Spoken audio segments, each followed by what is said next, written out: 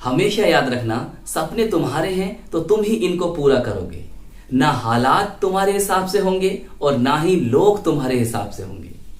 तो dear students, जैसे कि हम अनसोल्ड पेपर 2011 से लेकर 2024 तक जो हमसे रासायनिक अभिक्रियाएं, केमिकल रिएक्शंस पूछी गई हैं, उनको सोल्व कर रहे हैं। और साथ में हम 2011 से लेकर 2024 तक जितने भी हमसे न्यूमेरिकल्स पूछे गए हैं, हम उनको chapter wise, topic wise solve कर रहे हैं।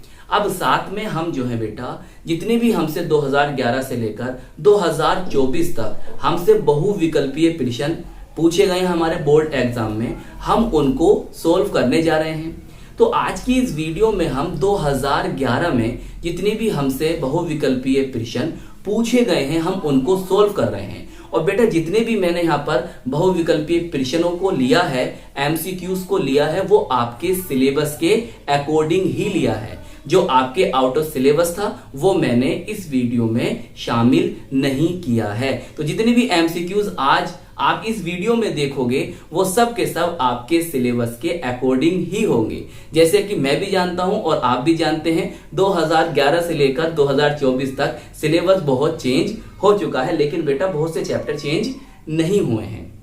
तो इसीलिए मैंने वही क्वेश्चंस लिए हैं, वही एमसीक्यूज लिए हैं, वही बहुविकल्पीय प्रश्न लिए हैं, वही ऑब्जेक्टिव क्वेश्चंस लिए हैं जो आपके सिलेबस के अकॉर्डिंग हैं। तो चलिए फिर शुरू करते हैं आज की अपनी ये वीडियो। तो देखिए, फर्स्ट क्वेश्चन है, राउल्ट का नियम संबंधित है। 4 ऑप्शन है, क्वथनांक से है, हिमांक से है, वाश दाब से है या फिर परासरण दाब से है। जैसे कि अगर आपको याद हो तो मैंने आपको 2 नियम पढ़ाए थे राउल्ट से रिलेटेड। एक पढ़ाया था मैंने द्रव विलयनों के लिए, और एक पढ़ाया था आपको ठोस द्रव विलयनों के लिए। भाई, द्रव विलयनों में क्या बात हुई थी? जो हमारे 2 घटक थे ए और बी, ये घटक या अवयव या कंपोनेंट कह दो, तो घटक ए का जो वाष्प दाब था वो मोल प्रभाज के क्या था? समानुपाती। इसी तरह से घटक बी क्या था? वो भी मोल प्रभाज के क्या था? समानुपाती। मोल प्रभाज कह दो या मोल अंश कह दो या मोल फ्रैक्शन कह दो, बात एक ही है। सही है। इस समानुपाती चिन्ह को हटाने के लिए हमने क्या करा था? सही, घटक ए का शुद्ध अवस्था में वाष्प दाब, इसी तरह से घटक बी का शुद्ध अवस्था में वाष्प दाब। तो यहां बात किसकी हो रही है? सर, वाष्प दाब की हो रही है। तो फिर आपका कौन सा ऑप्शन ठीक है बताओ? सर, वाष्प दाब का ठीक होगा जी, वाष्प दाब का ही ऑप्शन यह है, यहां पर आपका ठीक होगा। इसी तरह से हमने दूसरा बताया था आपको ठोस द्रव विलयन के लिए। क्या बताया था कि वाष्प दाब का अपेक्षिक अवनमन जो होता है, वाष्प दाब का अपेक्षिक अवनमन है ये, वो क्या होगा? वो विलय के मोल प्रभाज के बराबर होगा। विलय के मोल प्रभाज बोले तो मोल अंश के या मोल फ्रैक्शन के बराबर होगा। तो चाहे इसकी बात करो चाहे इसकी बात करो, दोनों में बात किसकी हो रही है? वाष्प दाब की बोले तो वेपर प्रेशर की। आइए, अब हमारा नेक्स्ट क्वेश्चन है, देखिए कैल्सीफेरोल, पहले मैं रफ कर देता हूं, आप इतने क्वेश्चन पढ़ो। क्या है हमारा क्वेश्चन? कैल्सीफेरोल कहलाता है, विटामिन ए है, विटामिन बी है, विटामिन सी है और विटामिन डी है। जैसे कि हम जानते हैं जो कैल्सीफेरोल होता है वो हमारा विटामिन क्या होता है? विटामिन डी होता है। क्लियर? अब एक बात और बताऊं कि विटामिन डी में विटामिन D2 को हम कैल्सीफेरोल कहते हैं। क्या कहते हैं? विटामिन D2 को हम कैल्सीफेरोल कहते हैं। और ये याद रखो, जो विटामिन D2 होता है उसका जो रासायनिक सूत्र होता है वो भी याद रख लो, C28H44O। ये कैल्सीफेरोल का रासायनिक सूत्र है, केमिकल फॉर्मूला है। जैसे कि हम जानते हैं कि विटामिन डी की कमी से क्या हो जाता है? विटामिन डी कमी से रिकेटस रोग हो जाता है और हड्डियां कमजोर हो जाती हैं। चलिए, अब देखिए थर्ड क्वेश्चन है जो कि अपना आप में एक मोस्ट इंपॉर्टेंट क्वेश्चन है। पढ़िए क्या है इसमें दे रखा है, ग्रिग्नार्ड अभिकर्मक जुड़ जाता है। आपके पास 4 ऑप्शन है, बताइए किस किस से जुड़ जाता है।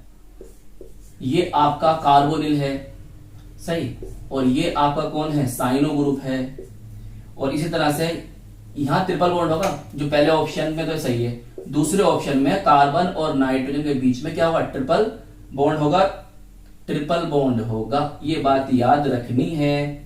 और ये आपका आया कौन, थायोकार्बोनिल, थायोकार्बोनिल। चलिए बताइए कौन सा ऑप्शन आपका इसमें सही है। देखिए मैं आपको बताता हूं कि इसका जो फोर्थ ऑप्शन है, इन सभी से ग्रिग्नार्ड अभिकर्मक या ग्रिग्नार्ड रिजेंट जुड़ जाता है। वो कैसे, बहुत ध्यान से समझो भाई। हमारा RMgX, हम इसको मानते क्या है, ग्रिग्नार्ड रिजेंट, सही है, इसी तो मानते हैं हम। अब जरा डिटेल में तो मैं जाऊंगा नहीं, आपको बस इतना कर दूं कि आपको ये ऑप्शन अच्छी तरह से समझ में आ जाए। इस बात को ध्यान से समझो भाई। देखो जो हमारा ये कंपाउंड है, ये कार्बोनिल है, ये साइनो ग्रुप है, सही है, साइनाइड बोल दो। ये कौन है आपका, थायोकार्बोनिल, कि जो है सर ये फंक्शनल ग्रुप है। ये सब कौन है, फंक्शनल ग्रुप है, क्रियात्मक समूह है। और सबके सब जो होते हैं ध्रुवीय होते हैं, पोलर नेचर के होते हैं। देखो ऑक्सीजन की इलेक्ट्रोनेगेटिविटी बोले तो वैद्युत ऋणात्मकता कार्बन से ज्यादा, इसी तरह से नाइट्रोजन की इलेक्ट्रोनेगेटिविटी वैद्युत ऋणात्मकता कार्बन से ज्यादा, इसी तरह से सल्फर की इलेक्ट्रोनेगेटिविटी वैद्युत ऋणात्मकता कार्बन से ज्यादा। उससे क्या होगा सर, उससे बेटा ये होगा, इन पर क्या आ जाएगा, डेल नेगेटिव डेल पॉजिटिव, या कह दो डेल्टा नेगेटिव डेल्टा पॉजिटिव, या कह दो आंशिक ऋणायन आंशिक धनायन, partial negative partial positive. Clear, इतने नाम मैंने आपको बता दिए। इसमें नेगेटिव, इसमें क्या होगा पॉजिटिव, इसमें क्या होगा नेगेटिव, इसमें क्या होगा पॉजिटिव। देखिए इसी तरह से हमारे इस पर होगा नेगेटिव और इस पर होगा पॉजिटिव, इस पर होगा नेगेटिव, इस पर होगा पॉजिटिव, इस पर होगा नेगेटिव, इस पर होगा पॉजिटिव। इससे क्या पता चल रहा है, इससे पता चल रहा है, देखो ये जो हमारा आर है, आर कौन है, एल्काइल ग्रुप, या हिंदी में पढ़ लो एल्किल ग्रुप। जो हमारा एल्किल ग्रुप है वो कार्बन जुड़ेगा, ये भी कार्बन जुड़ेगा, ये भी कार्बन से जुड़ेगा। अब जो बचा हमारा Mg, वो इससे जुड़ेगा, किससे जुड़ेगा, इससे जुड़ेगा, इससे जुड़ेगा। जुड़ क्यों रहा है बेटा, दोनों ही जो है ध्रुवीय हैं, पोलर नेचर के हैं, और दोनों पर ही पॉजिटिव नेगेटिव चार्ज है। तो उसका पॉजिटिव उसके नेगेटिव से, उसका पॉजिटिव उसके नेगेटिव से, उसका नेगेटिव उसके पॉजिटिव से जोड़ दो, बस। देखो आपको, चलो मैं कर ही देता हूं कोई रिएक्शन। इसी तरह से देखो यहां कौन आ जाएगा, आर आ जाएगा, और यहां कौन आ जाएगा बेटा, ओ है, इसके साथ जुड़ जाएगा आपका MgX। इसी तरह से देखो थोड़ी जगह हो गई ऐसी, चलिए चलिए समझ तो रहे हो ना। यहां पर अब डबल बॉन्ड बचेगा, और नाइट्रोजन कौन जुड़ जाएगा आकर, कार्बन से जुड़ जाएगा आपका आर आकर, नाइट्रोजन जुड़ जाएगा कौन आकर, MgX। इसी तरह से देखो यहां पर होगा, बॉन्ड टूट जाएगा, सल्फर से यहां से आर जुड़ जाएगा आकर, और सल्फर से कौन जुड़ेगा आकर, MgX। बताइए समझ में आ रही बात। अब इनकी आगे भी रिएक्शन हो जाएंगी। अब क्या हो जाएगा, इनमें जल अपघटन होगा, हाइड्रोलिसिस हो जाएगा। तो सर क्या होगा, देखो हाइड्रोलिसिस होगा, जल अपघटन, HOH, यहां भी HOH, यहां भी HOH। फिर क्या होगा, फिर होगा ये, देखो भाई यहां से पॉजिटिव नेगेटिव, ये नेगेटिव ये पॉजिटिव, तो इसे जोड़ दो यहां पर लाकर। इस तरह की रिएक्शन मैं आपको पहले भी करा चुका हूं। आप प्लेलिस्ट में जाओगे ना तो वहां पर आपको ये सब रिएक्शन मिल जाएंगे, मैंने कराई हैं आपको, चैप्टर वाइज रिएक्शन कराई हैं, आप देखिए प्लेलिस्ट में। यहां से थोड़ा सा अलग बनेगा बेटे, ये बात याद रखना। 1 2 3 4 सही है ये, और यहां से जुड़ा आकर आपका डबल बॉन्ड O, फिर निकल जाएगा NH3, और बनेगा साथ में MgXOH। अब यहां से सेम ऐसी होगी जैसे ये हुई ऊपर वाली, देखो इस तरह से R आ जाएगा, यहां पर सल्फर जुड़ जाएगा H आकर, और MgXOH। लो ये था आपका ऑप्शन, क्वेश्चन नंबर कौन सा बेटा, ये क्वेश्चन नंबर था आपका 3rd, जिसका आंसर होगा आपका ऑप्शन नंबर 4th। बताइए समझ में आ रहा है। चलिए अब आप पढ़िए अपना ऑप्शन नंबर 4, क्वेश्चन नंबर 4। इसमें क्या दे रखा है कि प्रथम कोटि की अभिक्रिया के लिए वेग स्थिरांक का समीकरण होगा। प्रथम कोटि की अभिक्रिया के लिए वेग स्थिरांक का क्या पूछा है, वेग स्थिरांक के का समीकरण क्या होगा बताइए। 4 ऑप्शन है, तो बेटा इसमें जो पहला ऑप्शन है ना वही हमारा सही होगा। के बराबर होगा हमारा 2.303 upon T half log base में 10 है, और ये प्रारंभिक सांद्रता और ये टी समय के बाद सांद्रता, सही ये होगा। अगर वो हमसे पूछ लेता कि भाई वेग स्थिरांक और अर्ध आयु काल में क्या संबंध होगा, तो वो भी याद रख लो। क्या होता, के बराबर 0.693 अपॉन टी हाफ। क्लियर। और प्रथम कोटि का ये बहुत ही पूछ लेता है, बार बार सवाल आता है ये भी कि प्रथम कोटि की अभिक्रिया का मात्रक क्या होता है। तो क्या होता है, समय इनवर्स होता है।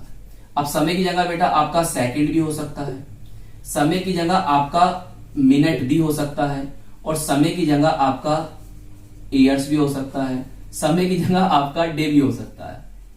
सही। तो याद रखना ज्यादातर क्या आता है, सेकंड ही आता है। बहुत आगा तो मिनट आ जाएगा। खैर, आप कुल मिलाकर ये दोनों समीकरण याद रखेंगे, ये प्रथम कोटि की समीकरण हैं। चलिए नेक्स्ट क्वेश्चन तो बहुत आसान है। दूध में शर्करा होती है, 4th है इसका ऑप्शन लैक्टोस। आगे चलिए। अब देखिए अगला जो क्वेश्चन है वो प्रकाशिक साम्यावस्था प्रदर्शित करने वाला यौगिक है, ऑप्टिकल आइसोमेरिज्म प्रदर्शित करने वाला यौगिक है। 4 ऑप्शन आपके पास दे रखे हैं, बताना आपको है कौन सा सही है। बताइए कौन सा सही होगा इसमें। अब बेटा जो प्रकाशिक साम्यावस्था या ऑप्टिकल आइसोमेरिज्म शो करते हैं, तो उनमें जो कार्बन होना चाहिए वो कायरल कार्बन होना चाहिए। क्या होना चाहिए, कायरल कार्बन होना चाहिए। कायरल कार्बन का मतलब यह है कि कार्बन से जुड़ने वाला जो समूह हो या परमाणु हो वो सब कैसे होने चाहिए, अलग अलग होने चाहिए। जैसे मैं आपको बताऊं, जैसे सी है, उससे ये एक्स जुड़ गया, उससे ये वाई जुड़ गया, उससे ये ए जुड़ गया, उससे ये बी जुड़ गया, तो ये कायरल कार्बन कहलाएगा। क्या कहलाएगा, कायरल कार्बन कहलाएगा, क्योंकि इससे जुड़ने वाले जो समूह है वो सब कैसे हैं, अलग अलग हैं। अब आप देखो इनमें से कौन सा सही होगा। अब तुम्हें इसकी क्या नाम है, फॉर्मूले तो पता होने चाहिए, इनकी स्ट्रक्चर पता होना चाहिए। मैं बना देता हूं। तो अगर बात करूं ग्लिसरॉल, जैसे ग्लिसरीन भी कहते हैं, अभी इसका क्वेश्चन आगे आएगा, वो इस तरह से होता है। देखो ट्राई हाइड्रिक एल्कोहल है ये बेटा, ये किसी कीमत पे नहीं होगा। देखो एक ही कार्बन पर 2 हाइड्रोजन एक से आ गए, काटो ये नहीं है। आगे चलो, आपका आगे द्वितीय प्रोपिल एमीन, बनाओ इसकी स्ट्रक्चर CH3 और CH और ये CH3। अब एमीन है ना, तो यहां पे लग जाएगा कौन, NH2। अब आप देखो भाई ये आप ही कौन है, ये द्वितीयक है, दूसरे कार्बन में जुड़ा हुआ है ना, तो द्वितीयक है। और कौन है, प्रोपिल एमीन है ये। तो इसमें आप क्या देख रहे हो कि बेटा दोनों ग्रुप एक से आ गए, ये भी नहीं होने वाला, तो सेकेंडरी प्रोपिल एमीन भी आपका ऑप्शन नहीं होगा। उसके बाद वो थर्ड, अरे थर्ड तो साफ साफ दिखाई देगा, नहीं हो सकता। देखो कार्बन है, सही लो, कार्बन से 2 एक से क्लोरीन और 2 एक से फ्लोरीन आ गए, ये तो किसी कीमत पर ऑप्शन आपका हो ही नहीं सकता है। चलिए तो फिर कौन सा बचा आपका ऑप्शन, ऑप्शन नंबर 4 ही आपका होगा, जिसका नाम है 2-पेंटेनॉल। तो 4th ऑप्शन क्या होगा, 2-पेंटेनॉल। ये कौन सा था ऑप्शन, ये पहला था, ये आपका तीसरा था, और ये वाला कौन सा ऑप्शन था आपका, दूसरा। और 4th देखो 2-पेंटेनॉल, तो यही इसका क्या होगा, करेक्ट ऑप्शन होगा। कैसे बनाएंगे, CH3 पेंटेनॉल मतलब OH ग्रुप दूसरे कार्बन पर 1 2 3 4, सही से बन गया भाई 4, और ये बन गया आपका 5। गिन लो 1 2 3 4 5। देखो इसमें कार्बन कायरल है, ये कार्बन जो है कायरल है, ये भी अलग है ग्रुप, ये भी अलग है, ये भी अलग है, और ये भी क्या है देखो अलग है। तो 4th ऑप्शन आपका बिल्कुल सही है। अब देखिए 7वां क्वेश्चन है आपका, उसने दे रखा है 4 धातुएं दे दी आपको ए दे दी, अरे चल गया ए, बी, सी और डी। अब देखो इनके मानक इलेक्ट्रोड विभव दे रखे हैं। ए का दे रखा है आपको प्लस 1.5 वोल्ट, बी का दे रखा है आपको माइनस 2.0 वोल्ट, और सी का दे रखा है आपको कितना उसने प्लस 0.34 वोल्ट, डी का दे रखा है आपको उसने माइनस 0.76 वोल्ट। इन धातुओं की घटती हुई सक्रियता बोले तो एक्टिविटी का क्रम होगा। अब एक बात याद रखो कि देखो जिनका मानक इलेक्ट्रोड विभव स्टैंडर्ड इलेक्ट्रोड पोटेंशियल जितना कम होगा वो धातु उतनी ही ज्यादा सक्रिय होगी, उतनी ही ज्यादा क्रियाशील होगी, उतनी ही ज्यादा रिएक्टिव होगी। मैंने क्या कहा? जिसका मानक इलेक्ट्रोड विभव जितना कम होगा, और कम किसका होगा? जो ज्यादा ऋणात्मक होगा। तो इसमें से ज्यादा ऋणात्मक कौन है? बी। तो बी सबसे ज्यादा सक्रिय धातु होगी, बी का सही है। फिर उससे कम कौन होगा? डी। अब बताओ आपके पास बचा कौन? सी, और बचा कौन? ए। इन दोनों में कौन छोटा है? सॉरी सी छोटा है, तो सी ज्यादा होगा क्रियाशील, और सबसे कम होगा बेटा आपका ए। बताओ कौन सा ऑप्शन मिल रहा है इसमें? तो हमारा ऑप्शन बी सेम है इसमें एक बात और बताऊं मैं आपको, अगर वो आपसे इसमें पूछ लेता कि बताओ कि इसमें से सबसे ज्यादा प्रबल अपचायक कौन होगा? प्रबल अपचायक पदार्थ बोले तो रिड्यूसिंग एजेंट सबसे ज्यादा, तो भैया जिसका मानक इलेक्ट्रोड विभव सबसे कम होगा, या ऐसे कह दूं कि जिसका मानक इलेक्ट्रोड विभव जितना ऋणात्मक होगा, तो भैया जो जितना ऋणात्मक होगा वो उतना ही तो छोटा होगा। तो इसलिए यहां पर प्रबल अपचायक कौन होगा? ए होगा, वो सॉरी बी होगा, बी प्रबल अपचायक। अगर मैं उल्टा कर दूं कि इनमें से प्रबल ऑक्सीकारक कौन होगा, तो इसमें प्रबल ऑक्सीकारक कौन होगा? ए होगा। मतलब जिसका मानक इलेक्ट्रोड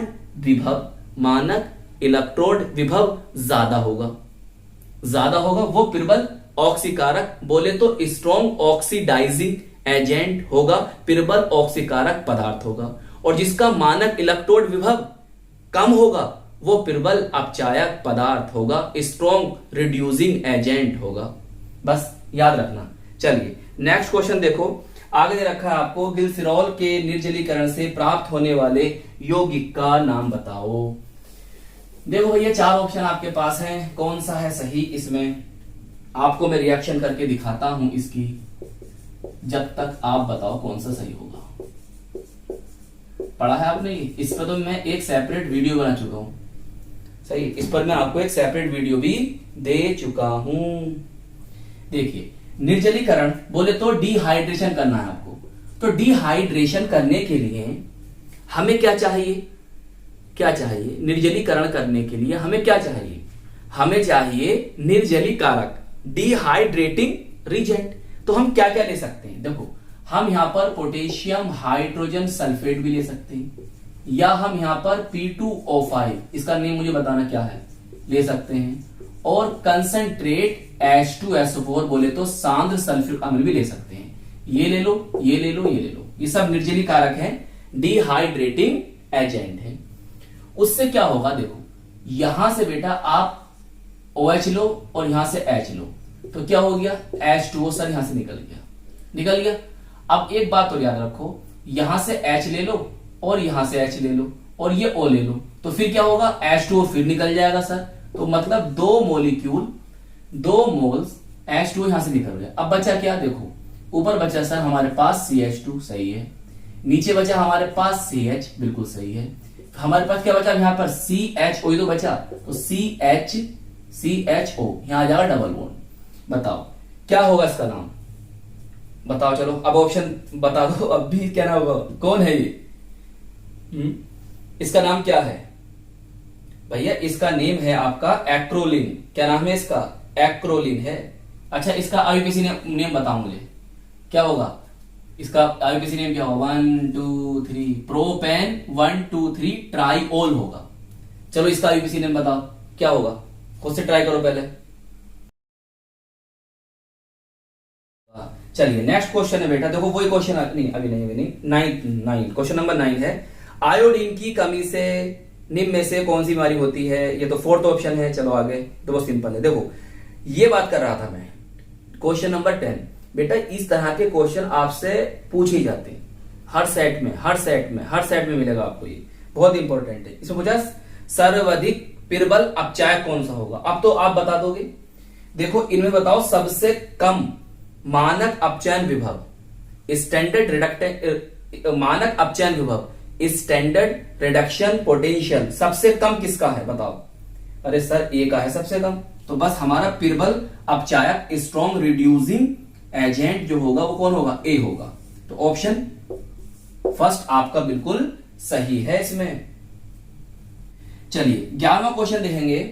किसी रासायनिक अभिक्रिया में उत्प्रेरक का प्रभाव परिवर्तित करता है। फोर्थ ऑप्शन आपके पास है। पहले खुद से ट्राई करेंगे फिर मैं आपको समझाऊंगा।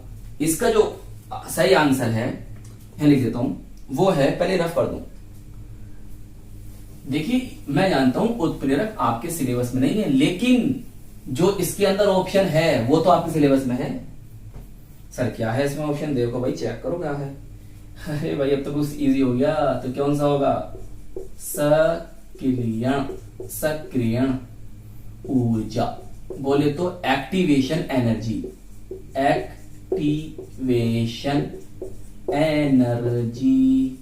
देखो इसके बारे में जान लो। अगर धनात्मक उत्प्रेरक है, पॉजिटिव कैटेलिस्ट है, तो सक्रियण ऊर्जा का मान कम हो जाता है। धनात्मक उत्प्रेरक पॉजिटिव कैटेलिस्ट है तो सक्रियण ऊर्जा का मान कम होगा। और अगर ऋणात्मक उत्प्रेरक है, नेगेटिव कैटेलिस्ट है, तो सक्रियण ऊर्जा का मान, एक्टिवेशन एनर्जी का मान क्या होगा? ज्यादा होगा। ये पढ़ने वाली गलती हो गई तो माफी चाहते हैं सर आपसे। हो जाता है यार। अच्छा 12वां क्वेश्चन है, दूध है, सिंपल सा सवाल है, बताओ। ये बेटा पायस है। पायस कब बनते हैं? जब परिक्षेपित प्रवस्था और परिक्षेपण माध्यम दोनों द्रव हो, परिक्षेपित प्रवस्था और परिक्षेपण माध्यम दोनों द्रव हो, तो वहां पर क्या बनता है? पायस बनता है। और दूध इसका बेहतरीन एग्जांपल है। चलिए नेक्स्ट क्वेश्चन बहुत सिंपल है। निम्न में से कौन सा विटामिन स्कर्वी रोग के लिए उत्तरदायी है? अरे विटामिन सी, बचपन से पढ़ते चले आ रहे हैं, विटामिन वाले इससे भी आपके क्वेश्चन आते हैं। चलिए 13 क्वेश्चन हो गए। 14वां क्वेश्चन है कि निम्न में से कौन सा एरोमेटिक यौगिक नहीं है? भाई बेंजीन होती है इस तरह से, बताइए इस तरह से होती है यार। आज मारकर बिल्कुल चल ही नहीं दे रहे। इंक भी डाली है, ऐसा नहीं है इंक नहीं डाली। ये बेंजीन है, सही है। पहला ऑप्शन है आपका। दूसरे ऑप्शन में क्या दे रखा उसने? पीरियडिन। तो जानते हो कैसे बनाते हैं इसे? देखो ऐसे, इस तरह से ये पीरियडिन होती है। Double bond single, double bond single, और यहां पर आ जाएगा आपका डबल बॉन्ड। ये पीरियडिन होती है। ये लोन पेयर, बताओ सही है। देखो और थर्ड है आपका एनिलीन। ये तो बेटा आपके सिलेबस में है। एनिलीन बनाने की विधि, बहुत रिएक्शन है इससे। एनिलीन बताइए। और चौथा ऑप्शन है कौन? साइक्लोहेक्सेन। ये है आपका साइक्लोहेक्सेन। बताइए आपको इन तीनों में, इन चारों में कौन सा अलग लग रहा है? ये अलग लग रहा है। देखो इन सब में पाई बॉन्ड है, विस्थापनीय पाई इलेक्ट्रॉन है, विस्थापनीय पाई इलेक्ट्रॉन है। डी लोकेलाइजेशन इनमें हो जाएगा, विस्थापनीकरण हो जाएगा, जिससे क्या होंगे? ये हकल रूल का पालन भी करते हैं। तो ये कौन होंगे? एरोमेटिक हैं। लेकिन ये बेटा इसके अंदर ऐसा कुछ नहीं है, ये एरोमेटिक नहीं होगा। तो फोर्थ ऑप्शन आपका सही होगा। ये क्वेश्चन कई बार आ चुका, ये भी याद रखना। अभी आगे मिलेगा आपको जब मैं आगे आपको जो कराऊंगा। चलिए देखो अब हमारा ये लास्ट क्वेश्चन है आज की इस वीडियो का। जब सुक्रोज को सांद्र HNO3 के साथ गर्म किया जाता है तो प्राप्त उत्पाद का नाम होगा। चारों ऑप्शन आपके पास है, पहले खुद से ट्राई करो कौन सा सही होगा। सुक्रोज ये होता है बेटा C12H12SO11, जो कि एक कौन है? डाइसैकेराइड है ये। और हम ना इसको कैन शुगर, गन्ने की शक्कर के नाम से भी जानते हैं। और एक ये भी बात याद रखो कि सुक्रोज को मुख्य रूप से गन्नू क्या कहते हैं? शुगर केन, तथा शुगर बीट बोले तो चुकंदर से प्राप्त किया जाता है। ये भी आपको याद रखना है। अब देखिए हम इसकी रिएक्शन किससे कर रहे हैं, सांद्र बोले तो कंसंट्रेट HNO3 से कर रहे हैं। होगा क्या, बोलो क्या बनेगा। यहां पर 4 ऑप्शन हमारे पास हैं, कुछ समझ में नहीं आ रहा तो बनेगा क्या। देखिए जब आप कंसंट्रेट HNO3 से सुक्रोज की रिएक्शन कराओगे तो हमें बनेगा ये कंपाउंड। बताओ इस, ये भी मैं आपको सेपरेट वीडियो करा चुका हूं। साथ में बनेगा आपका NO2, साथ में बनेगा आपका H2O। बताओ अब इसका नाम बता दो, इतना आसान कर दिया मैंने, आप तो पहचान गए होगे क्या बनेगा। बैलेंस कर देना, बैलेंस भी कर देंगे। 36 यहां पर आएगा और 6 यहां पर आएगा। नाइट्रोजन कितने यहां पर 36 ही तो है, तो 36 यहां आएगा और यहां पर आएगा 23। इसका नियम बताओ चलो, कौन है ये जो बना है। यही है आपका लॉ। थोड़ा और सिंपल कर दूं मैं इसे, देखो 1 और 2 कितने कार्बन है, 2 कार्बन सही है। और कितने हाइड्रोजन है सर, 2 हाइड्रोजन है। कितने ऑक्सीजन है, 2 ये 2 4 ऑक्सीजन है। चलो अब बता दो क्या नाम है इसका। डाई कार्बोक्सिलिक एसिड है ये, इसमें 2 COOH ग्रुप है।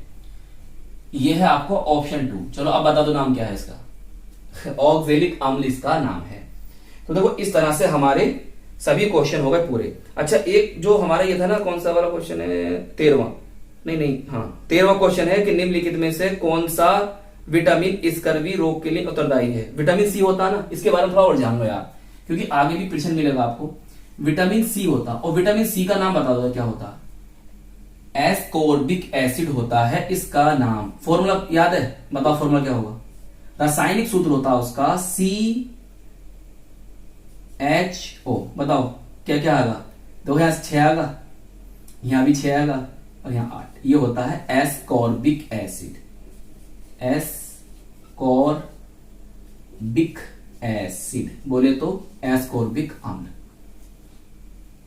तो इस तरह से आज की इस वीडियो में हमने 15 क्वेश्चन करे कंप्लीट, जो हमसे 2011 में पूछे गए थे, और हमने ये सभी क्वेश्चन आपके सिलेबस के अकॉर्डिंग लिए। तो आई होप ये वीडियो आपको पसंद आई होगी। फिर भी ये कैसी लगी है हमें कमेंट्स में जरूर बताएं, और हम मिलेंगे आपको इसकी नेक्स्ट वीडियो में।